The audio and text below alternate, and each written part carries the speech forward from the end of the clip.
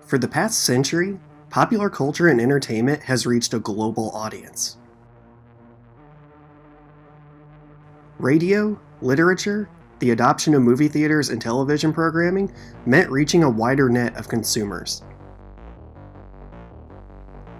With modern entertainment being so widespread, there has been a pattern of the latest popular craze being vilified by parents, special interest groups, politicians, the list goes on. Last night I noticed a record cover that almost made me sick, which was made by Ozzy Osbourne.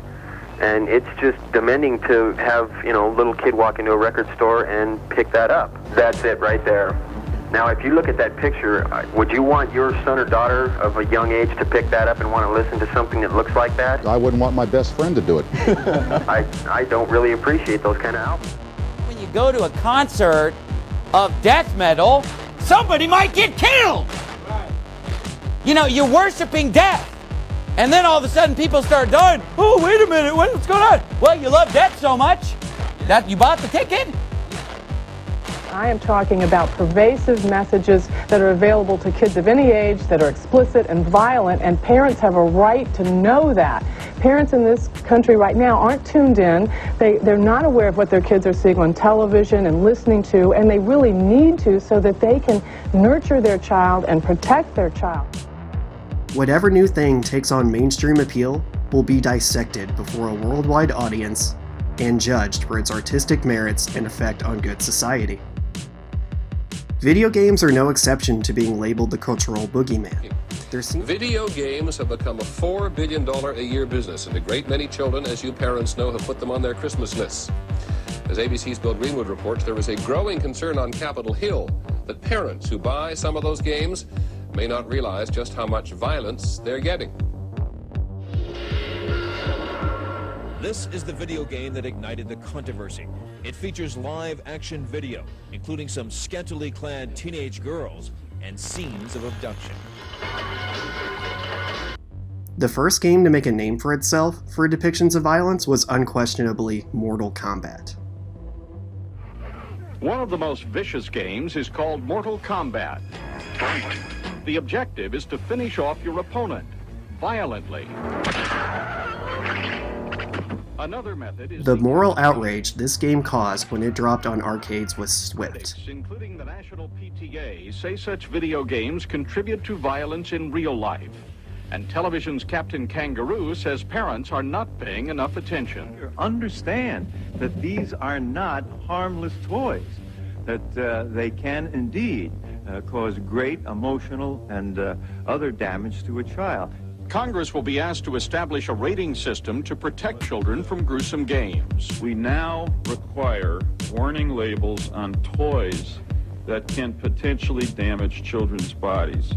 Why not do so on a toy that can damage their minds? And the ensuing controversy led to the now infamous 1993 congressional hearings. Here, a credible rating system will help parents determine which games are appropriate for children of different ages, and that is exactly what our proposed legislation contemplates. But I must say here that creating a rating system is, in my opinion, the very least the video game industry can do, not the best they can do. It would be far better for America's parents and children if the industry simply kept the worst violence and sex out of their games. Mortal Kombat and Night Trap are not the kind of gifts that responsible parents give. Night Trap, Hearing which talks has of potential government regulation of video games, the gaming industry as a whole would create the ESRB, a self-regulating organization designed to inform consumers of any unseemly material in their titles.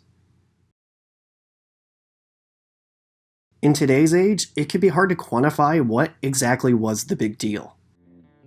The fever pitch around violence in gaming during the 1990s was an absolute media circus.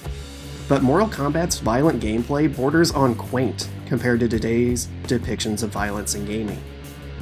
You can't help but question where all the outrage went when video games are actually becoming more violent over time.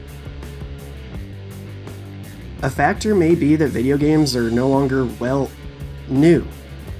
The cultural boogeyman has been defined by its sudden entrance onto the world stage before being passed on for the next controversial medium. It's human nature to be concerned about new forms of entertainment because we don't know the effect it can have on us. Video games were simply the new thing that everyone wanted to take part in, and questioning its value to society is valid. We're having the same discussion now over social media's effect on us. Who knows what shiny new phenomena we'll find upsetting 50 years from now.